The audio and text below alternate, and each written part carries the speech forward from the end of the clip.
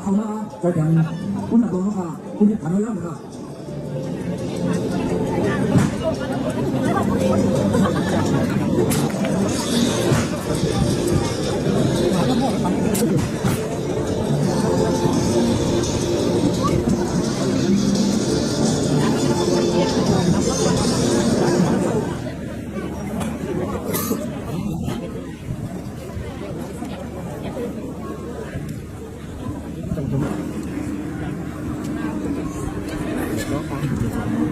เรานะ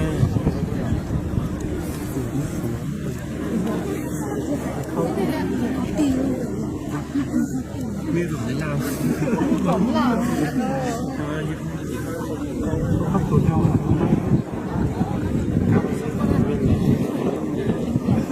ไม่อยากให้เรากินเลยไปย่างไปย่าง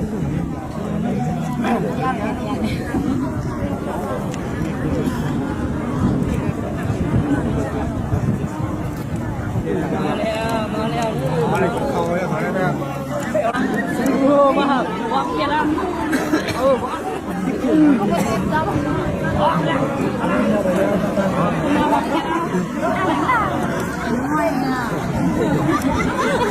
การใช้ก็สองฝ่ายเลยนะ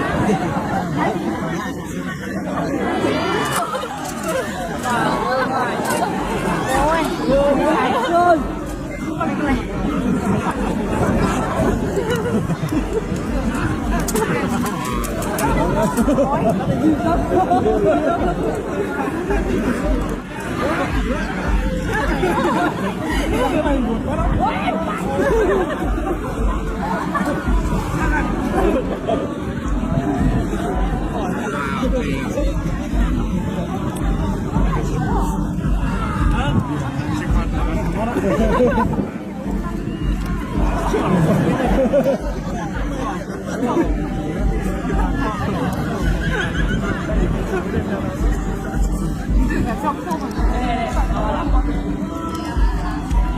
เปรี้ยวเนี่ยนะจะเป็นว่าก็คือไม่ขาดอีกนิดนึงครับ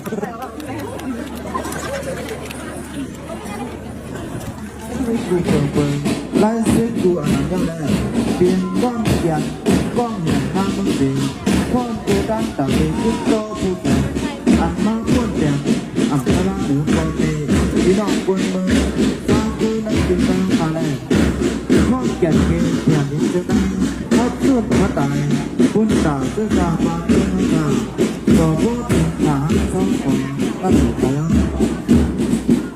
วันนี้ที่น้องบนมือเธอตื่นใจทำสิ่งงานวันหลังใครวันเด็กปีเดียวกันใครพูดกันอยู่มือกูยังนะเขาไล่วันต้องมีแต่ในนั่นเลยปีวันปีเดียวกันใครพูดกันอยู่มือกูยังนะเขาไล่วันต้องมีแต่ในนั่นเลยปีวันเป็นผู้รวมตุ้มเชื่อจัดอันนั้นจบเชื่อจัดจุดไหนอันนี้สี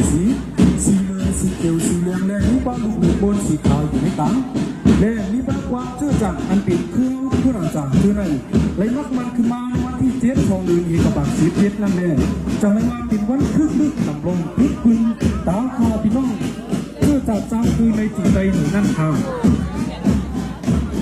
กำลังจากในปีนวันอันมีเอาขุนบนเจ้าว่าแท้ขาปีนโคตรปีนน้ำหนึ่งเดียวสิเย็ดด่างเชื่อจัดจ้างคนใจเปลี่ยนเป็นจิตใจเขาฮะวันที่เจ็ดของเดือนเอกบัตร17นั่นได้ว่าเป็นวันปีวันขึ้นฐานมันเป็นการเมืองรวมตัวในหมานั่งกว่าจ้า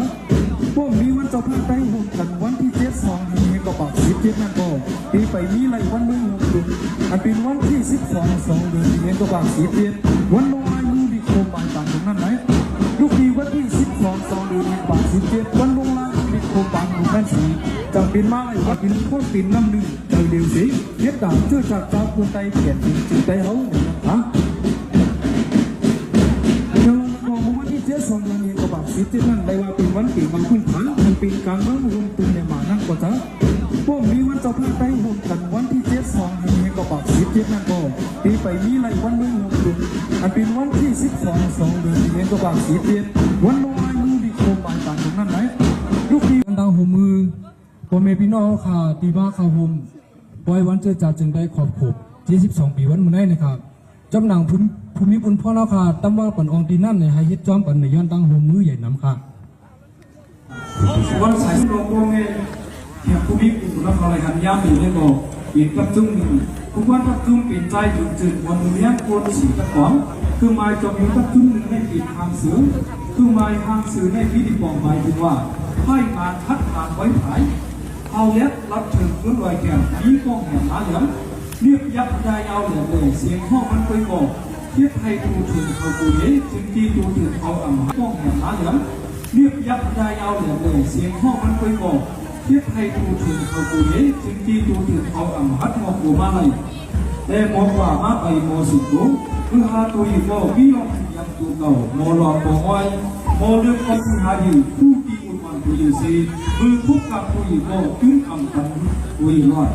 ดังนั้นเขาขาดพี่น้องเจ้าคือใจได้ยังยังขับว่าสื่อให้เป็นบิ๊กพายหนักใจดูค่ะซึ่งหาราคาได้กับครึ่งหนึ่งในก่อนก็ได้ทึกคนไว้นับกัดตั้งเขียนอย่างลงไว้ทึกการซึกไว้ย่อในทะเลผู้ใหญ่ผู้ลงราคาจะได้เอาเครื่องเอาจอมอยู่อันฟ้าทางสื่อให้ยึดติดเครื่องหมายกับครึ่งหนึ่งมักมันเปลี่ยนร่างเกี่ยวก้องแห่งน้ำสีบ้านมีพางซึ่งกว่าในวันไว้เชื่อจัดจุดใจขอบปุกที่12 ปีในวันที่ให้เขา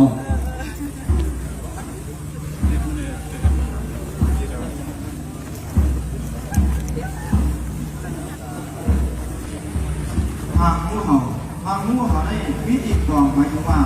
ขนาดเนื้อการตามปืนมีกล้องตามปืน